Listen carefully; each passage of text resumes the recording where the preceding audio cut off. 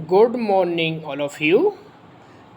आज बहुत दिनों बाद कई लोगों के फ़ोन मेरे पास आ रहे हैं कि सिनॉप्सिस के बारे में थोड़ी चर्चा की जाए, सिनॉप्सिस के बारे में थोड़ा बताया जाए। तो मैंने अपने जो सिनॉप्सिस बनाई है वो 4 मॉडल बनाए हुए हैं। उनमें से एक मॉडल मैं आपको बता रहा हूँ। वो चारों मॉडल जो बनाए हुए हैं वो मेरे डिफरेंट हैं, सारे मॉडल मेरे अलग अलग हैं। अब जो मेरा सेलेक्ट हो जाए उस मॉडल को मैं जमा सबमिट कर दूँगा। तो उनमें से एक मॉडल मैं आपको बताने जा रहा हूँ। तो आप देखिए, मेरा टॉपिक है प्रारंभिक शिक्षा के गुणात्मक विकास में बीएसी की मॉनिटरिंग की प्रभावशीलता का अध्ययन। अब ठीक है साहब, समस्या यह आती है कि सिनॉप्सिस बनाने के लिए पेन कहाँ से चलाएं, कहाँ से शुरू करें। तो बहुत सिंपल, बहुत सरल है।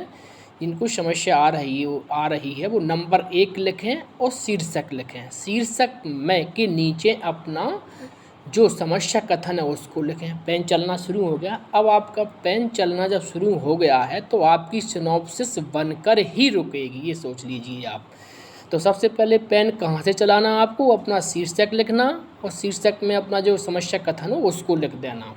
ठीक। नंबर दूसरी हेडिंग जो होती है वो होती है प्रस्तावना। प्रस्तावना का मतलब होता है अपने शीर्षक के ऊपर एक निबंध लिखना। तो अपने शीर्षक से संबंधित जो भी आपको बातें आ रही हैं उन बातों को लिखना है। लेकिन क्रम क्या रहेगा, सबसे पहले अपने शीर्षक को परिभाषित करिए, शीर्षक के बारे में बताइए। उसके बाद अपन को बताना है कि उसका प्रारंभिक काल अर्थात उसका इतिहास बताना, थोड़ा सा इतिहास बताना है। और फिर उसको अपनी रिसर्च के, आप क्या रिसर्च करना चाहते, क्या फंडिंग प्राप्त करना चाहते हैं, उस तरफ उसको ले जाइए। तो कम से कम ये 1.5 पेज से लेकर 2 पेज, 3 पेज, 2.5 पेज तक की हो सकती है अपनी प्रस्तावना। फिर उसी में हेडिंग आती है प्रस्तावना में समस्या का उद्गम। समस्या का उद्गम आप इस तरह से लीजिए कि सबसे पहले तो आप अपना जो विषय है उसको फिर यहाँ दूसरे शब्दों में परिभाषित कीजिए। फिर उसको ऐसे ऐसे लाइए, अपने दिमाग ऐसा चल लगाइए कि आपको क्यों ज़रूरत पड़ी इस कार्य को, क्या ज़रूरत है इसको करने की, इस कार्य को करने के पीछे आपका उद्देश्य क्या है, वहाँ पर लाकर छोड़ दीजिए और लास्ट में बोल दीजिए इस कारण से मैं अपने इस शोध कार्य को कर रहा हूँ, इसलिए मुझे इसकी आवश्यकता पड़ी। और यहाँ से हमारी समस्या का शुरुआत होती है। समस्या उद्गम जैसे ही समाप्त हो जाती है तो फिर अगला पॉइंट आता है, जो वो पॉइंट है उसको मैं बताने आपको जा रहा हूँ। समस्या का उद्गम हो गया। समस्या के उद्गम के बाद अगला पॉइंट है अपना पॉइंट नंबर 3, अनुसंधान के उद्देश्य। अनुसंधान के उद्देश्य कैसे लिखे जाएं। यदि अनुसंधान के आपने उद्देश्य लिख लिए तो आपकी परिकल्पनाएं भी लिख जाएंगी और उसके निष्कर्ष भी लिख जाएंगे। तो अनुसंधान के उद्देश्य के लिए कुछ भी नहीं करना है, बहुत सिंपल है। सबसे पहले अनुसंधान उद्देश्यों की एक परिभाषा ढूंढिए कहीं से, जो आपने बुक ली हो अनुसंधान की, शिक्षा अनुसंधान की जो बुक पढ़ी हो उसमें से आप अनुसंधान के उद्देश्यों की परिभाषा लिख दीजिए। अनुसंधान उद्देश्य होते क्या हैं वो लिख दीजिए। नीचे आप लिखिए कि मैं अपनी शोध के लिए इन उद्देश्यों को निर्धारित करता हूं जो निम्न प्रकार हैं। तो 3 उद्देश्य आपको लेना है। जैसे मैंने अपने जो उद्देश्य लिए इस मॉडल में, बाकी मेरे अलग अलग मॉडलों में अलग अलग उद्देश्य हैं। मैंने बताया ना, मैंने 4 मॉडल बनाए हुए हैं। किसी एक को जो सिलेक्ट हो जाएगा उसको मैं जमा कर दूंगा। 4 मॉडल की फिर मैं अलग अलग 4 कॉपियाँ बनाऊँगा। अभी मैंने एक कॉपी बनाई हुई है। तो मेरा पहला उद्देश्य है बीएसी की मॉनिटरिंग के माध्यम से विद्यालयों में भौतिक एवं मानवीय संसाधनों की उपलब्धता पर पड़ने वाले प्रभाव का अध्ययन। दूसरा है बीएसी की मॉनिटरिंग के माध्यम से विद्यालयों में शैक्षिक गुणवत्ता पर पड़ने वाले प्रभाव का अध्ययन। तो यदि जैसे आपका कोई टॉपिक है, जैसे आपका टॉपिक मान लेते हैं कोई शैक्षिक उपलब्धि वाला टॉपिक है कोई, तो आप कुछ नहीं लिखना है। कक्षा 7वीं के विषय पर, कक्षा 7वीं के विषय विज्ञान विषय के विद्यार्थियों पर उनकी उपलब्धि स्तर पर पड़ने वाले प्रभाव का अध्ययन। नंबर दूसरा उद्देश्य इसका हो जाएगा कक्षा 7वीं के विद्यार्थियों के उपलब्धियों पर उनके अध्ययन का या मनोदशा का पड़ने वाले प्रभाव का अध्ययन। इस तरह से आप, और दूसरी सबसे बड़ी बात है, बिल्कुल नहीं सोचना, आपने अपने संबंधित साहित्य का जो अध्ययन किया है उसमें से किसी एक के उद्देश्य पढ़ लीजिए जो बिल्कुल सटीक हो, और उसके उद्देश्य अपने उसमें थोड़ा सा परिवर्तन करके डाल दीजिए, कुछ नहीं है, हाल निकल आते हैं, तो ये अपने उद्देश्य हो जाते हैं। अब अपनी आती है परिकल्पना। परिकल्पना की परिभाषा दीजिए, परिकल्पना को पहले डिफाइन कीजिए, फिर उसकी परिभाषा दीजिए, फिर उसके वैज्ञानिकों की किसी एक की परिभाषा दे दीजिए, फिर आप लिखिए अपने शोध कार्य हेतु मैंने निम्न परिकल्पना डिसाइड की। अब उद्देश्य में आपको कुछ नहीं करना है, केवल सार्थक शब्द जोड़ देना। सार्थक प्रभाव नहीं पड़ता है या सार्थक प्रभाव पड़ता है, कुछ भी आप लिख दीजिए, नहीं या हाँ। तो फिर इधर उद्देश्यों में आपको नहीं लिखा है तो बोल देना हाँ पड़ता है प्रभाव, यदि पढ़ रहा है तो, और यदि आपने लिखा प्रभाव पढ़ रहा नहीं पढ़ रहा है या पढ़ रहा है, जो भी है उसको उद्देश्यों में निष्कर्षों में बदल जाएगा ये। तो ये आपको परिकल्पना बन जाएंगी। अब अध्ययन की आवश्यकता क्यों पड़ी?